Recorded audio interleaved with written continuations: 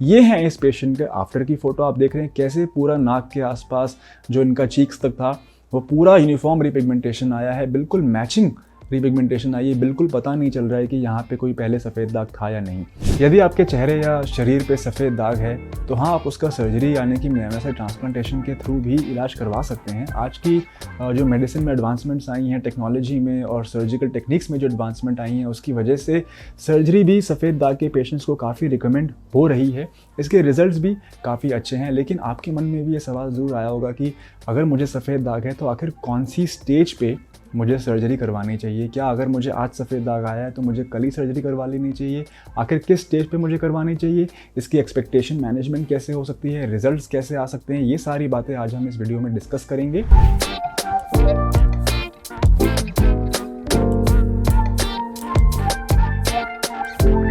मेरा नाम है डॉक्टर सम्यक धवन और मैं हूं कंसल्टेंट काया क्लब ग्लोबल पे, जहां पे हम पिछले 30 सालों से 2 लाख से भी अधिक पेशेंट्स को रिकवरी दे चुके हैं उनके वाइट स्पॉट्स या सफ़ेद दाग में।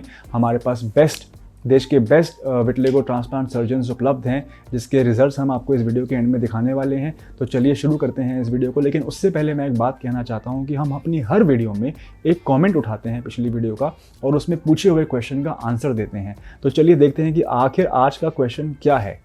तो ये क्वेश्चन है कि क्या हमें मछली और दूध का सेवन एक साथ करना चाहिए कि नहीं करना चाहिए? यदि किसी को सफ़ेद दाग है तो can they consume fish and milk together और नॉट? इस क्वेश्चन का आंसर मैं दूंगा इस वीडियो के एंड में, तो आप एंड तक हमारे साथ बने रहें। ये एक बहुत ही कॉमन क्वेश्चन है जो बहुत लोग कमेंट्स में पूछते हैं, बहुत लोग ओपीडी में आके हमसे पूछते हैं, बहुत लोग फ़ोन पे वीडियो कंसल्टेशन में, फ़ोन कंसल्टेशन में हमारे डॉक्टर से भी ये सवाल पूछते हैं कि आखिर मछली का सेवन, क्योंकि बहुत सारे लोगों ने ये लिखा हुआ है, बहुत इंटरनेट पर ये बात की गई है।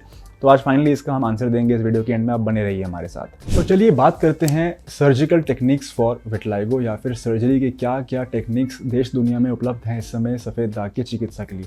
नंबर 1 होता है पंच ग्राफ्टिंग। पंच ग्राफ्टिंग सबसे ईजी, सबसे लीस्ट एक्सपेंसिव टेक्निक है और सबसे ज़्यादा साइड इफ़ेक्ट्स भी इसी टेक्निक में है।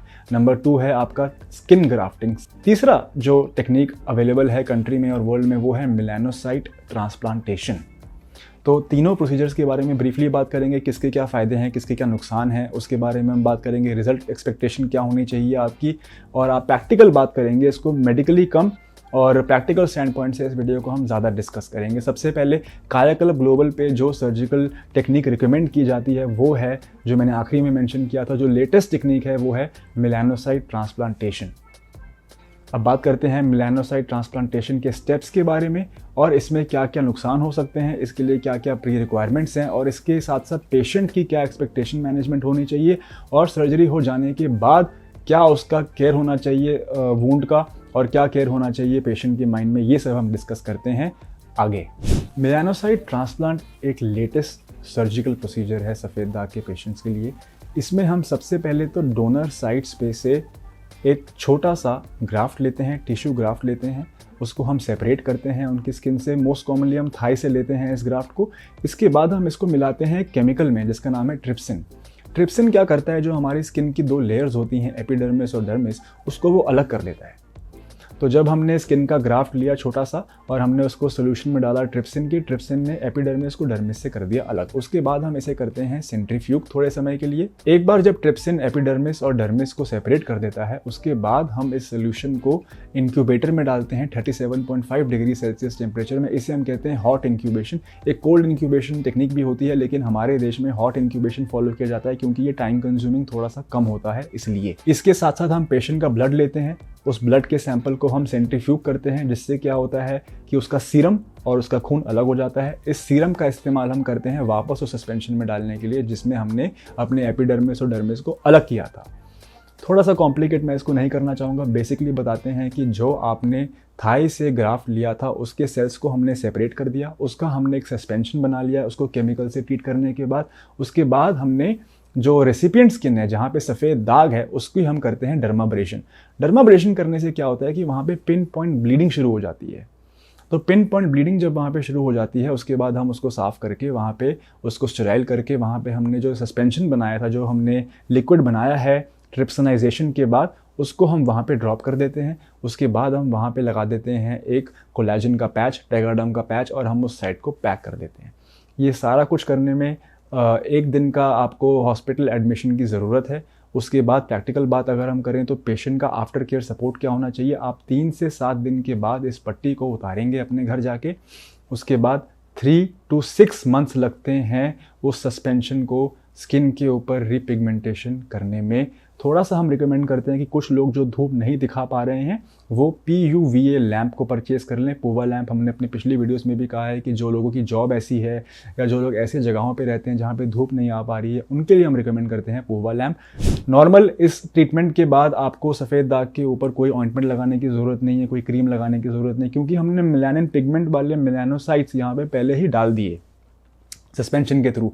तो नॉर्मल सन एक्सपोजर से भी आपको 3 to 6 मंथ्स में बहुत अच्छी रिकवरी इसमें मिल जाएगी। एक जो ड्रॉबैक है इसका वो ये है कि कभी कभी ऐसा होता है कुछ 2 या 3% केसेस में कि जहाँ पे हमने सस्पेंशन लगाया है सफ़ेद दाग की बाउंड्री छोटी सी बच जाती है या छोटा सा कोई कोना बच जाता है, तो हम कोई डरने की बात नहीं है इसमें, हम इसको वापस रीटच भी कर सकते हैं। अगेन थोड़े महीनों में उसकी भी रिकवरी आपको आ जाएगी। अब बात करते हैं इस प्रोसीजर के बेनिफिट्स की। इसका सबसे बड़ा बेनिफिट ये है कि क्योंकि हम एक सेल का सस्पेंशन क्रिएट कर रहे हैं, हम एक बहुत छोटा सा ग्राफ्ट लेके उसे एक बहुत बड़ी साइट पे इस्तेमाल कर सकते हैं। इसका जो रेशियो है वो है 1:20, यानी कि अगर हम 1 सेंटीमीटर स्क्वायर का भी पैच ले रहे हैं, हम उसको 20 सेंटीमीटर या 30 सेंटीमीटर स्क्वायर के पैच पे लगा सकते हैं। तो एक बहुत ही छोटे ग्राफ्ट का हमें रिक्वायरमेंट होता है, ये सबसे इसकी अच्छी बात है। सेकेंडली, जो बाकी टेक्निक्स मैं आपको बताऊंगा उसमें जो साइड इफेक्ट्स होते हैं वो इसमें नहीं देखे जाते। एक बहुत ही यूनिफॉर्म रिपिगमेंटेशन आती है, मैचिंग रिपिगमेंटेशन आती है जो बाकी बॉडी कलर से बिल्कुल मैच करती है, क्योंकि आप ही की स्किन के तो मेलानोसाइट्स लेके वापस स्किन पे सस्पेंड किए जा रहे हैं, तो यूनिफॉर्म रिपिगमेंटेशन आती है। बाकी टेक्निक्स की अब मैं आपके साथ बात करूंगा। अब बात करते हैं कि मेलानोसाइट ट्रांसप्लांट किन पेशेंट्स को करना चाहिए और डिजीज़ की किस स्टेज में करना चाहिए और ये फैसला आपको कब लेना चाहिए। तो Indian association of dermatologist, venereologist और लेप्रोलॉजिस्ट ये कहते हैं कि स्टेबिलिटी की डेफिनेशन क्या है। स्टेबिलिटी की डेफिनेशन है कि 1 साल तक कोई नया पैच ना आया हो और जो पुराने पैच हैं उनका साइज़ ना बड़ा हो और आपके केस में चोट लगने से सफ़ेद दाग ना पैदा होता हो। अगर ये 3 कंडीशंस मीट हो रही हैं, मैं दोबारा बताता हूँ, कोई नया दाग नहीं आ रहा है, पुराने दागों का साइज़ नहीं बढ़ रहा है और चोट लगने से आपको सफ़ेद दाग यानी कि आपके केस में कैबनर्स फिनोमेना नहीं हो रहा है। अगर ये तीनों क्राइटेरिया आप मीट कर रहे हैं और 1 साल हो गया है तो आपको स्टेबल माना जाएगा। स्टेबल सिचुएशन में ही हमें सफ़ेद दाग के पेशेंट्स के ऊपर मेलानोसाइट ट्रांसप्लांटेशन करना चाहिए। अनस्टेबल केसेस में, स्प्रेडिंग केसेस में हमें सर्जरी रिक्वायरमेंट नहीं करनी है, क्योंकि आज हमने सर्जरी करी 6 महीने बाद हो सकता है कि कहीं नया पैच आ जाए, तो फिर वो टाइम भी वेस्ट है और पैसा भी बर्बाद है, तो वो वाला काम हमको नहीं करना है। इसके साथ साथ मैं आपको ये भी बताना चाहूँगा कि कौन से टाइप के विटिलिगो में बेस्ट रिजल्ट्स आपको मिल सकते हैं मेलानोसाइट ट्रांसप्लांट के। मैंने अपनी पुरानी वीडियोस में आपको बताया है, जिनका लिंक भी मैं ऐड कर दूंगा, कि किस किस टाइप के सफ़ेद दाग होते हैं। एक होता है बायलैटरल विटिलिगो, एक होता है सेगमेंटल विटिलिगो और तीसरा होता है लिप टिप विटिलिगो। तो सेगमेंटल विटिलिगो का एक बहुत इंपॉर्टेंट बात है वो ये है कि इसका जो लाइफ स्पैन होता है वो होता है 2.5 साल तक, यानी कि इस टाइप के सफ़ेद दाग में जितना भी बढ़ना है ना, वो 2.5 साल में जितना बढ़ सकता है वो बढ़ेगा, उसके बाद वो स्टेबल हो जाएगा। तो सेगमेंटल विटिलिगो वाले पेशेंट अगर मेलानोसाइट ट्रांसप्लांट करवाते हैं तो उसमें बेस्ट रिजल्ट आते हैं, क्योंकि 2.5 साल के बाद वो डिजीज़ वैसे ही इनएक्टिव हो जाती है, तो इसलिए नए सफ़ेद दाग के आने के चांसेस बॉडी में कहीं और नहीं होते हैं। तो यदि आपको सेगमेंटल टाइप का विटिलिगो है, आप सोच सकते हैं सर्जरी करवाने के बारे में, लेकिन कब? जब आपके सफ़ेद दाग दवाई खाने के बाद कंट्रोल में है और उसकी स्प्रेडिंग नहीं हो रही है, सिर्फ उसी केस में। अगर आपको ये इन्फॉर्मेशन पसंद आ रही है तो आप प्लीज़ इस वीडियो को लाइक कीजिए, आप इस वीडियो को शेयर कीजिए और अगर हो सके तो इस चैनल को सब्सक्राइब कीजिए। मैंने इसी हफ्ते 2 और इम्पॉर्टेंट वीडियोज़ लॉन्च करी हैं। एक थी विटिलिगो टैटू के बारे में, माइक्रोपिगमेंटेशन के बारे में, और एक थी एक न्यू FDA ड्रग ऑप्ज़ेलुरा के बारे में। तो इसी टाइप की यूट्यूब के माध्यम से कायाकल्प ग्लोबल पे हम लोग real results, real testimonial share करते हैं। हम फैक्ट सामने लेके आते हैं, जो भी दुनिया में नई रिसर्च हो रही है सफ़ेद दाग के आसपास वो हम आपके साथ शेयर करते हैं। तो प्लीज़ इस चैनल को सब्सक्राइब करें और बेल आइकन को प्रेस करें ताकि आपको नोटिफिकेशन टाइम टू टाइम आती रहे। तो चलिए डिस्कस करते हैं कायाकल्प ग्लोबल पे जो मेलानोसाइट ट्रांसप्लांटेशन की गई है उसके रिजल्ट्स के बारे में। आप ये फ़ोटो देखें इस फीमेल का, जब ये हमारे पास आई थी, ये नियर मैरिजेबल एज ग्रुप में थी और लकीली इनको सेगमेंटल विटिलिगो है। मैंने वीडियो में बताया है कि सेगमेंटल विटिलिगो के रिजल्ट बहुत अच्छे आते हैं सफ़ेद दाग की सर्जरी में। क्यों? क्योंकि इसका जो लाइफ स्पैन है वो सिर्फ 2.5 साल का होता है। 2.5 साल के बाद ये बीमारी नहीं बढ़ती है सेगमेंटल विटिलिगो। ये है इस पेशेंट के आफ्टर की फ़ोटो। आप देख रहे हैं कैसे पूरा नाक के आसपास जो इनका चीक्स तक था वो पूरा यूनिफॉर्म रिपिगमेंटेशन आया है, बिल्कुल मैचिंग रिपिगमेंटेशन आई है, बिल्कुल पता नहीं चल रहा है कि यहाँ पे कोई पहले सफ़ेद दाग था या नहीं। आप ये दूसरी फ़ोटो देखें, ये पेशेंट के चिन की फ़ोटो है और ये उसकी आफ्टर की फ़ोटो है। आप बता भी नहीं सकते हैं कि यहाँ पे पहले सफ़ेद दाग था या नहीं था। ये एक और फोटो मैं शेयर कर रहा हूँ, हाथों की आप ये फोटो देखिए, कैसे बिफोर एंड आफ्टर रिजल्ट्स में ड्रामेटिक इंप्रूवमेंट। आप कह भी नहीं सकते हो कि यहाँ पहले पेशेंट को सफ़ेद दाग था। तो ये हैं वो रिजल्ट्स जो आप काया क्लब ग्लोबल के साथ जुड़ने पे अगर आप मेलानोसाइट ट्रांसप्लांटेशन करवाते हैं तो ये रिजल्ट्स आप एक्सपेक्ट कर सकते हैं। लेकिन हमें इस बात का ध्यान रखना है कि सबसे पहले हमें बीमारी को अंदर से कंट्रोल करना है, क्योंकि स्टेबिलिटी लाना बहुत ज़रूरी है। अनस्टेबल डिजीज़ में कोई भी मेलानोसाइट ट्रांसप्लांटेशन नहीं करेगा। और स्टेबिलिटी कैसे आएगी? सबसे पहले तो हमको ये जानना है कि हमारे केस में रूट कॉज क्या है।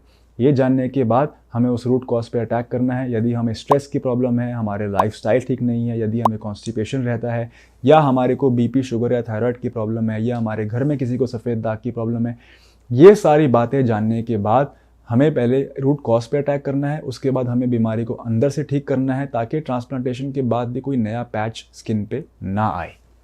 ये सब जब चीज़ें हो जाएंगी उसके बाद बारी आती है मेलानोसाइट ट्रांसप्लांटेशन की। Best results are of course seen in segmental vitiligo, but जैसा कि मैंने फोटोज़ में दिखाया है, बाकी स्किन टाइप्स पे, बाकी स्किन पैचेस पे भी हम सर्जरी कर सकते हैं और रिजल्ट्स आर एब्सोल्युटली अमेजिंग। अब बात करते हैं कैसे आप इस प्रोसीजर को अवेल कर सकते हैं काया क्लब ग्लोबल पे। आप सिंपल व्हाट्सएप पे एक हाई का मैसेज हमारे साथ शेयर कीजिए और अपने सफ़ेद दाग की फ़ोटो हमें भेजिए।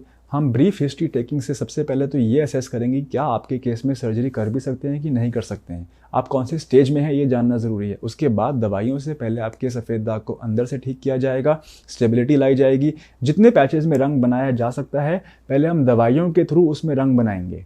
उसके बाद जो पैचेस बच जाएंगे जिसमें कि रंग नहीं भर पा रहा है, या आपको रिक्वायरमेंट है अर्जेंट ट्रीटमेंट की, या आप मैरिजेबल एज ग्रुप में हैं, या आपकी कोई आर्मी के एग्जाम है, या कोई जॉब इंटरव्यू है, लेकिन सबसे पहला स्टेप है डिजीज़ को स्टेबल करना। और जितने पैचेस में रंग बनाया जा सकता है दवाइयों के थ्रू सेफ्टी लेवल को मेंटेन करते हुए, वो करना सबसे पहले है। इसी वीडियो के साथ साथ मैं हमारे काया क्लब ग्लोबल पे दिए जाने वाले रिजल्ट्स के बारे में भी ब्रीफली बात करना चाहता हूँ। जो हमारी मेडिसिन से आपको रिजल्ट्स मिल सकते हैं उसकी एक पूरी प्लेलिस्ट हमने बना रखी है ओपीडी लाइफ के नाम से। उस प्लेलिस्ट को आप एक्सेस कर सकते हैं हमारे चैनल पे। वहाँ पे जो पेशेंट्स हमारे ओपीडी में चल के आते हैं, जो उनके बिफोर आफ्टर के रिजल्ट्स होते हैं, क्या उन्होंने दवाइयाँ खाई, कैसे खाई, उनको क्या उससे ट्रीटमेंट में इफेक्ट आया, कितने महीनों में उनको आराम आया, ये सारी बातें वो खुद अपने मुंह से बताते हैं। तो उस प्लेलिस्ट को आप प्लीज़ ज़रूर चेकआउट कीजिएगा। अगर आपको ये वीडियो पसंद आ रही है तो आप इसको प्लीज़ लाइक करें, इस वीडियो को शेयर कीजिए, आप इस चैनल को सब्सक्राइब कीजिए। अब हम क्वेश्चन का आंसर देंगे जो हमने वीडियो के स्टार्टिंग में उठाया था। वो था कि क्या हम मछली और दूध को साथ में कंज्यूम कर सकते हैं कि नहीं। इसका सिंपल सा आंसर है ऐसी कोई साइंटिफिक स्टडी नहीं है, ना तो आयुर्वेद में ना एलोपैथ में, जो ये कहती है कि इन दोनों चीज़ों को मिक्स करने से सफ़ेद दाग की शुरुआत होती है। मैं अपनी हर वीडियो में कहता हूँ कि diet only plays a 5% role in the treatment of vitiligo. 95% जो पार्ट है ट्रीटमेंट में वो ये है कि आप सही इलाज लें, सही समय पे शुरू करें और पेशेंस के साथ सारी गाइडलाइंस को फॉलो करें, दवाई टाइम से खाते रहें और समय समय पर धूप 10 से 15 मिनट दिखाते रहें। ये सब है 95%। 5% है डाइट रिस्ट्रिक्शन। तो दूध और मछली को मिक्स करने से सफ़ेद दाग की उत्पत्ति नहीं होती है, ऐसी कोई क्लिनिकल स्टडी नहीं है। आप इन बातों में मत पड़िए, इन चीज़ों का स्ट्रेस आप ना लें।